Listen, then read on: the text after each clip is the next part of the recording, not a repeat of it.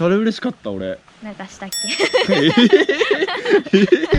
笑って旅をしておはようございます。おはようございます。どうも近藤です。あかりです。今日はですね、はい。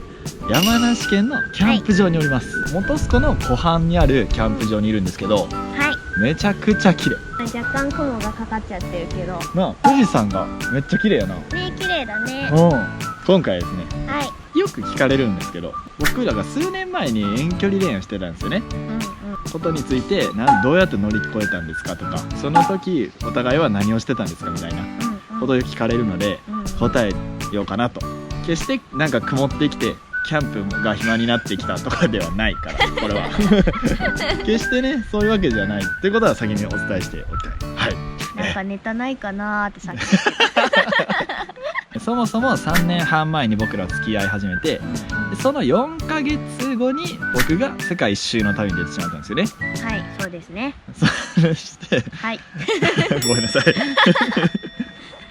1年半旅に出て、で帰ってくるまでの1年半の遠距離恋愛をしててと、はい、ちょっとなんかお互いに気をつけてたことみたいのをちょっとお互いの気持ちとして喋っとこうかなみたいな。じゃあまず僕から言わせていただくと、はい、僕が遠距離にさせてしまった側の立場なんですよね。写真を撮るために旅に出たいって言って世界に旅立った遠距離恋愛という形を作ってしまった側なんで、結構責任感みたいなのを感じてて、まあ毎日連絡をするようにしてたし、でその連絡も、世界のとこ、もう例えばもうアフリカとか南米とかヨーロッパとかいろんなところに行って、やっぱりちょいちょい電波が悪い時とかあるみたいな。で悪い時はもう LINE してたし、ちょっとでもよかったら電話してたし、でもっともっとよかったらテレビ通話してたよね。そうだね。そう、それは毎日欠かさずにしてたし、あと月1で、手紙を送ってた。直筆のなんか世界のどっかの安宿で書いた手紙を。いまだにインドからの手紙は届いてないけどね届いてるでしょ。いや、届いてない。最終的に届かなかった。本当に言ってる？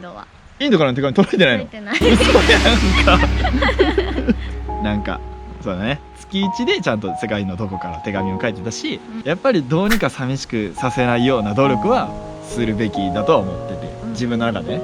そうだからなんかそのためにはどうすればいいんだろうなっていうことでいろんな考えて実践はしてたです。はい、すいません。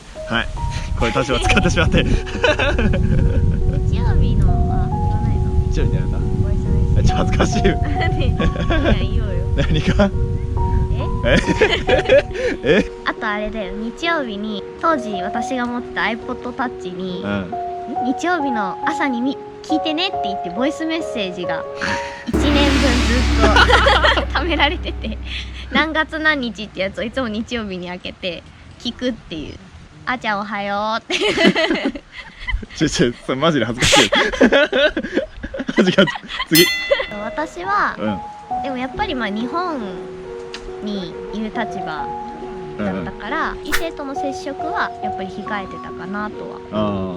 やっぱり早く帰るだとか、ちょっと職場とかね、そういう飲み会とかはしょうがないけど、その他のところはやっぱり、連絡はこまめに取るだとか、やっぱりそこは不安にさせないように努力することを大切にしてたのと、あと手紙は毎月届くので、私もお返事を書くんだけど、なんせ住所不定の無職だからもっと言い方ある。旅人とかなんかもっと言い方。なんせとりあえず住所がないからこっちから送ることはできなくて、もう毎月書いては貯めて書いては貯めてを。ああ、そうやな。で旅が終わって2人で読み合ったりはしてたね。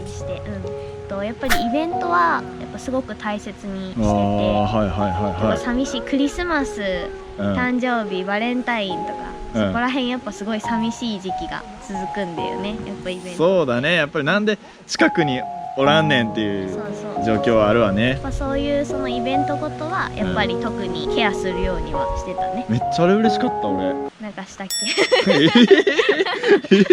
台湾でさ、お金がなさすぎてずっと1ヶ月半ぐらい野宿生活してた時にさ、野宿先の公園で誕生日を迎えたんよ。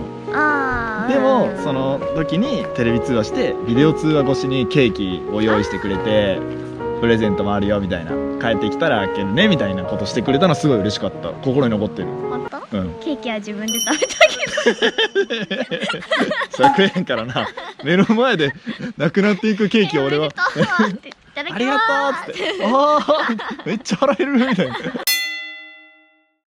俺はやっぱり会いに来てくれたことがすごい嬉しかった。